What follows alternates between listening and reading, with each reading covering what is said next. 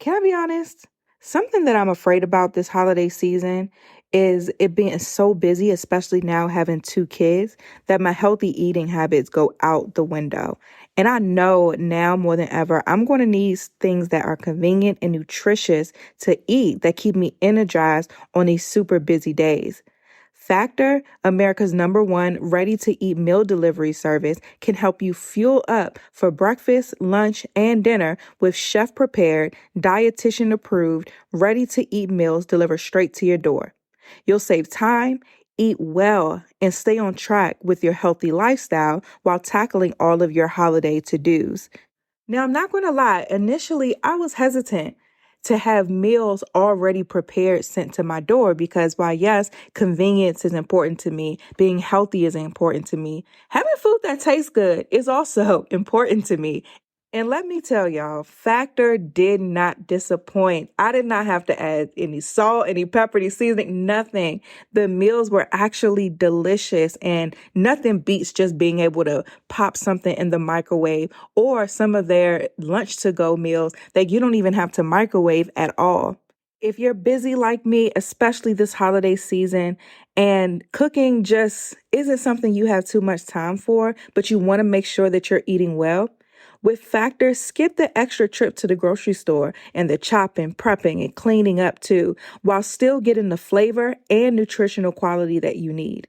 Factor's fresh, never frozen meals are ready in just 2 minutes. All you have to do is heat and enjoy. This November, give Factor and enjoy eating well without the hassle. Simply choose your meals and enjoy fresh, flavor-packed meals delivered to your door. Ready in just 2 minutes. No prep, no mess. Head to factormeals.com/blessed50 and use code blessed50 to get 50% off. That's code blessed50 at factormeals.com/blessed50 to get 50% off. You are listening to Blessed and Bossed Up, presented by Anchored Media, an entrepreneurship podcast for Christians all about how to make God the CEO of your business. Get ready to be inspired, challenged, but well-equipped to live and build your destiny His way.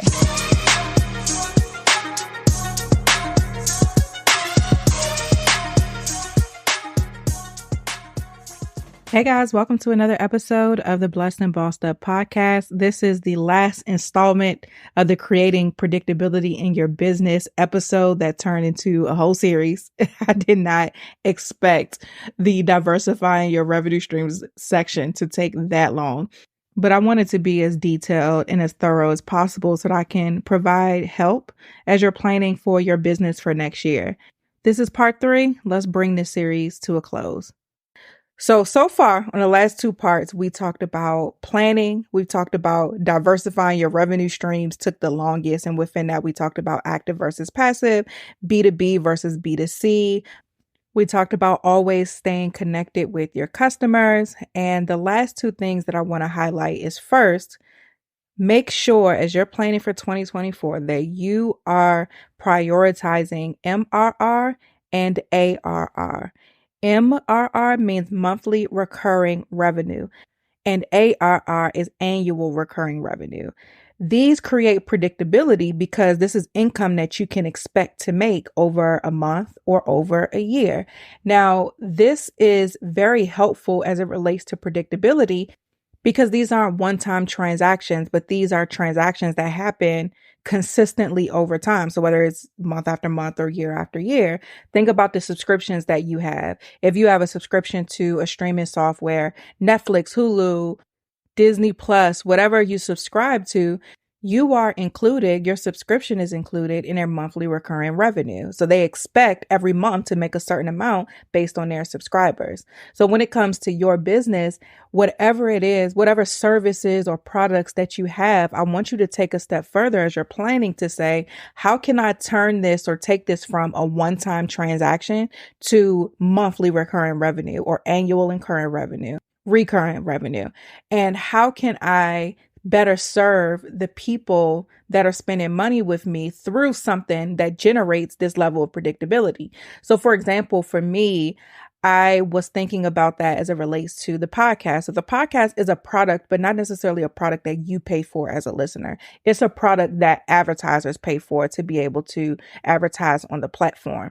So when thinking about how to multiply the revenue streams that are generated with the podcast and how to better serve you as my audience, I start thinking about things like, of course, the books and the journals and these one-time things, even the tour, that's a one-time event. But how can I serve my audience better, but also create some stability in my business to where it's not like, okay, if I launch a book, I know I'm gonna make a certain amount of money, but then once it kind of dies off, it goes down. Then I launch something else, it goes up, and then it dies down. Then I have an event and the income goes up and then it dies down. So these peaks and valleys are things that you experience a lot of the times when you have these one-off transactions, especially products.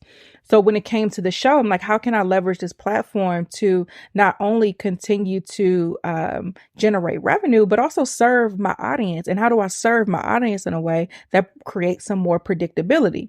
And so something like the society was an idea that came up. One, because I knew that my audience needed community. I needed community. When I first became an entrepreneur and I was growing in my business and growing in my relationship with God, I found myself in this space where I could go one place and it's all about business, and I can go somewhere else and it was all about God. But the God folks didn't understand the business, and the business folks ain't want to hear about God. And so I was in this crossroads that was just frustrating because I felt like I was going to places that didn't totally get me. And when creating the show, I was able to develop and create a community of folks who embody both. And so even though I had this online community in the sense of you guys listen to this podcast, I wanted to be able to better serve my community and monetize, if I'm being honest. And so that's where we created the society. So the society is a membership community to where we have people from all over the world who love God, who love business, who are looking to grow in their faith and looking to grow in business. And we provide resources, we provide challenges, we have experts come in, we do Bible studies, I teach on business topics. We have so many different things that happen within our group. And again, it's a community of like-minded people. And then on the business side, so yeah, these people are growing and they're being fed and getting added value from just listening to a podcast, and they're able to meet people in their local areas. But then on the business side, I'm able to generate monthly recurring revenue. So I know every month I'm going to make X amount of dollars from the society. It's expected. There, unless everybody just leave at the same time, there are going to be certain fluctuations, of course, because people are going to come, people are going to go, but that still is generating an element of predictability. Last episode, we talked about staying connected with your consumer, because your consumers will always tell you problems that they have. And then as a business owner, it's your job to solve their problem. So when communicating and just being in constant relationship with my community, that's how the concept for our AM digital service for Anchored Media came about, where we do the managing and marketing of podcasts, because my audience needed this. They kept telling me like, this is something that I need. And then I created it. But then on the business side, I had to think, let me not just create this as a one-time transaction. How can I make this something that is generating predictability in my business? So now, despite whatever their show frequency is, it's an annual agreement. So now we have that ARR, that annual recurring revenue that's expected every year based on how many clients I have. So when I do all of the work to solidify a new client, I'm not just solidifying a one-time transaction. I'm solidifying a contract that's going to last me 12 months. And then as we're doing the work and serving our clients and getting results and making them happy, I'm securing me another contract when they renew for another 12 months. And that predictability creates a level of comfortability. So I don't have to hustle and grind. I can do quality work, because the way the business model is set up, one sale is not just a one-off transaction, but I have diverse revenue streams to where with these specific services and products, when I make a sale, I can expect it to benefit me on a month-to-month or a year-to-year basis. So as you're again planning for your business, think, How can I take this thing and turn it into monthly recurring revenue or annual incurring revenue? And don't do this in a way to where you just making stuff up for the sake of padding your own pockets. No, actually solve your customers' problems. That's why a lot of businesses fail, because they're not solving real problems. They're just doing stuff or doing things that may be cute or may seem nice, but aren't an actual need of a consumer. Really make sure that you're fulfilling a need. Just take that need fulfillment a step further is what I'm saying. And then the last point to wrap up the creating predictability is always know what's happening in your industry. Whatever industry that you're in, you should stay plugged in, because this is going to allow you to get ahead of the curve. I am constantly plugged into the podcast industry. I'm joining the events that Spotify does for podcasters. I'm reading all of the annual reports. I'm reading the advertising reports to see what companies are investing in podcasts. I'm looking at these different companies as they merge. So when Lisbon bought AdvertiseCast, I'm reading that press release to see what's going on with that, because what you'll start to see is industry trends. And as you're plugged into your industry, then you can begin to position your business in a way to where it is beneficial benefiting your customers before your competitors are able to do it. I have been teaching my clients to do video podcasts for years. I have been, for our management clients, we've been setting their podcasts up on YouTube for over a year. YouTube just started indexing podcasts. They're still not even fully where they can go as it relates to really capitalizing on the podcasting space. But because I'm tapped into the industry, I saw early on, no, this is an area of opportunity for me, for my clients, and for my business, so that I can set us up before these other companies start coming in and offering the same thing. I see a lot of companies coming up now who are offering full service management and marketing and production of podcasts. We've been doing it for years. So I'm able to reap the benefits of being first to market by being tapped into what's happening in the industry and anticipating the problems that my audience will need solved, and anticipating benefits that I can offer them before they even realize that they need it.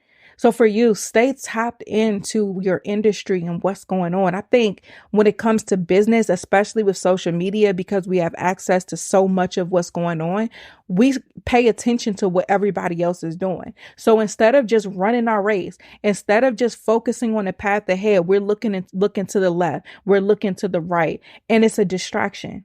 So stay tapped into what's going on in your industry. That's going to increase predictability, because it's going to allow you to stay ahead of the curve and stay relevant and not be out here trying to play catch up or losing people because you failed to realize what was coming down the pipeline.